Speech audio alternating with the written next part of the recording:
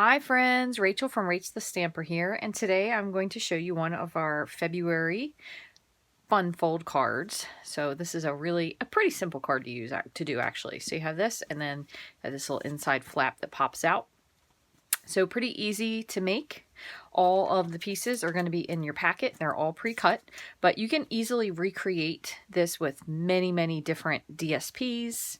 Again, it's pretty simple, and I just created this part so it would slide in here. You could even put a gift card on the back if you wanted to. So pretty simple card to create. So this uses Tasteful Touches, Just Jade, and Terracotta Tile ink. You also uses the large die from the Tasteful Touches or In Good Taste bundle. I think these are the In Good Taste dies, and I apologize, I can't remember all of the names. So what we're going to do is we're going to get out our pieces, and they're going to be in your packet if you did purchase a kit. If not, there is a full color PDF that goes along with each and every one of these cards, so you can recreate lots of them if you would like. So using our Stampin' trimmer, what we're going to do is we're going to score this. So we have our 5.5 inch side and 8.5 inch side. So we're going to score this at 2.5.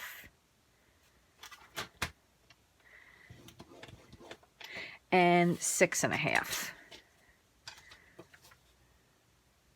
Because one of the pieces is just smaller. So you can see one is smaller than the other. Okay, so the smaller flap is going to be the closed flap, and then the larger flap is going to cover over. Okay, so hopefully that makes sense. So pretty much everything else is fairly simple. I'm going to just reinforce these.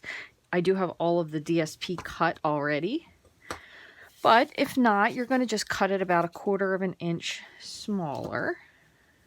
Okay, so there's that, and you have your two pieces. So we have this piece that's going to go up top, and then we have this piece that's going to go down here on the bottom. So you can see my first piece, depending on the part where you cut it, this one isn't quite as blue. This one has a little bit more blue in it, but anyway, not too terrible. So our pieces here are going to be 5.25 by 2.25, and then 5.25 by 1.75. And actually, this can be one full sheet if you wanted to use both sides and just flip it over. So kind of keep that in mind. You can use that and then just use the other piece. So just kind of depends on what you want to do. So I'm going to go like that and like this. And these are going to just glue on. The only other thing we have to do is we're going to die cut, and we're going to do this twice, but I'm actually going to do some stamping first. So you have a larger white piece for the inside, which is going to be this. You have I did give you a little bit bigger of a bigger piece for this panel, and then another piece for this. And this one, actually, what you do is you cut it in half. And that's the way you get it on there, so it looks like 2 layers. And then I actually backed mine up with a piece of fun foam, so you could use the foam adhesive sheet. If you have fun foam, you could use dimensional. It just kind of depends on what you want to do. So what we're going to do first is going to stamp both of our sentiments. We're going to use Just Jade ink. Okay, just kind of want to make sure you get this in the center for this one, so you can die cut. There's one, and for our other sentiment, again, I'm just kind of trying to slightly center it. Looks pretty good. Okay, close this up, and then we're going to use our terracotta tile for the others. Just move this over. So I just basically kind of went with the flower for this. So I went with a full strength flower and then kind of stamped off. Now for mine here, you can see I did go lighter, so I actually stamped this off before I did it. So it just kind of depends on what you want to do. So I'll show you. You can stamp this off and then stamp it on. Remember, we are die cutting this, so you're going to get a piece of it in. If you wanted to, the other thing you could do is wait until you cut it. And I think I'm going to do one more over here just for that purpose. That way it'll be just a little bit more on there. There you go. And like that. Okay. So all we have to do, let me put this away, is just some die cutting. All right, so this is going to go in as is, and I got a little smudge on there, but sometimes that happens. So I'm going to die cut this one and this one. And I do unfortunately have to do this twice. So I could have done it ahead of time, but I like to sometimes do these as we go, just for the sake of doing it. And I'll also show you what I mean with the foam piece. So I'm going to put this down, kind of make sure it's centered. It's going to have a little bit more than this one did. So again, if you wanted to wait until after you die cut it and then stamp the flower, you could do that as well. All right, and then what I'm going to do, and I'm going to show you what I mean for this. So I only really put the fun foam on this half here. You obviously don't need it on this part. So what you could do, if you have, this is just a little scrap pieces, just kind of cut so you're cutting half of it. So let's do it this way. That way we have a straight line. This is just a piece of fun foam I got at like Joann's or Michael's or something. And just like that. So that way I'll have a halfway piece. So I'm just going to run this through. So you could also use the Stampin' Up! Adhesive sheet, but I kind of just did this only because I had a little scrap piece. So I was just kind of trying to clean out my room, being honest. So there's that piece. So that's pretty much all the die cutting we have. So what you're going to do, you can either trim this with your trimmer if you wanted to, but quite honestly, I'm just going to just eyeball and cut across. Okay, and I'm going to grab my silicone mat. So the easiest way to do this is just to put a little bit of glue here, and you're going to kind of eyeball it so it's kind of evenly centered. So there's one. And then same for this, and I'm going to show you, oops, wrong side, one other thing I did.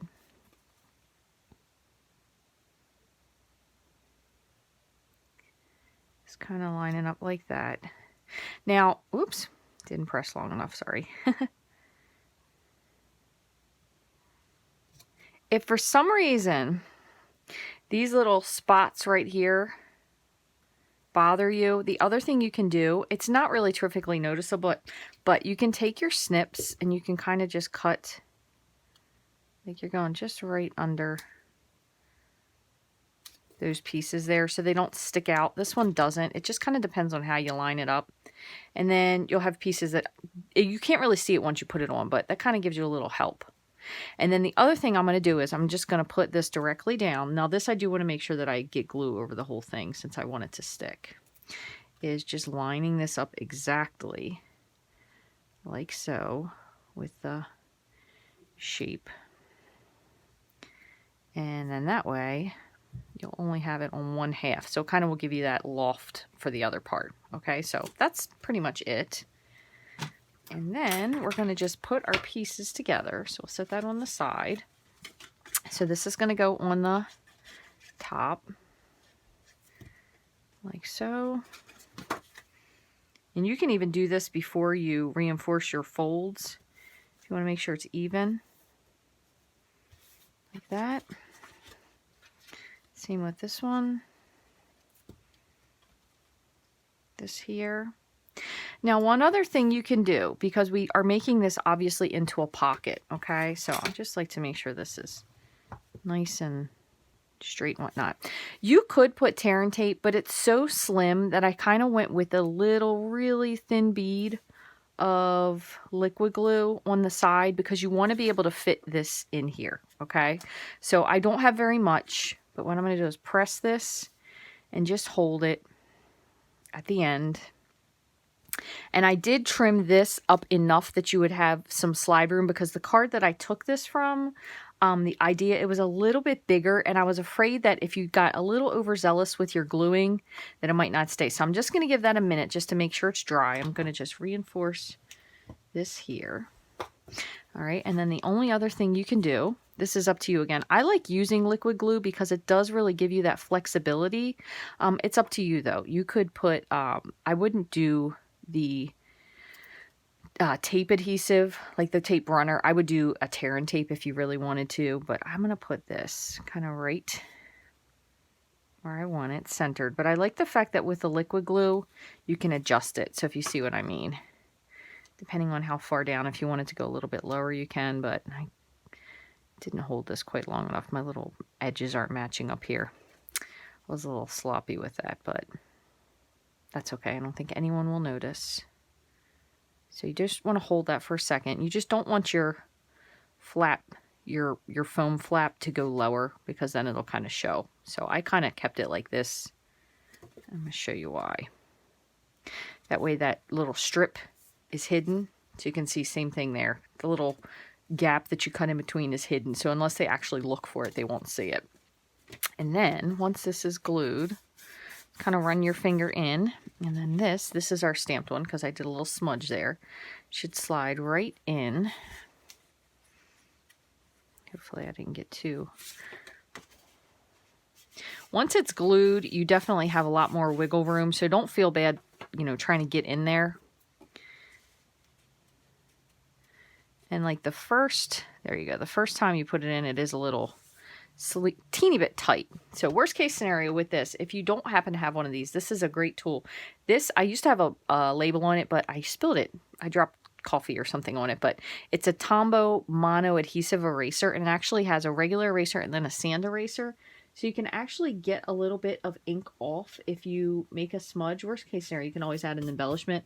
But this actually, you have to be a little bit careful, because if you get too overzealous with it, it actually will erase a hole through your paper. So worst case scenario, you can always add some sort of a little flower or something to it. But you can see on my first one, this one was perfect because I was taking my time. I had plenty of time. So same with this one. I think this is my first one. My pocket must have been a little bit tighter.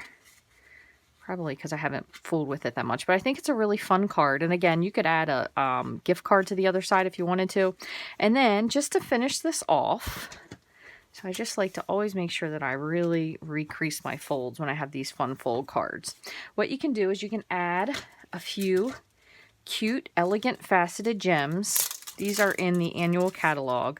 These are really fun. I love the champagne. You can see I don't have very many of those left, but I also have, that has clear, and then it has kind of an iridescent. So I use the clear ones on this.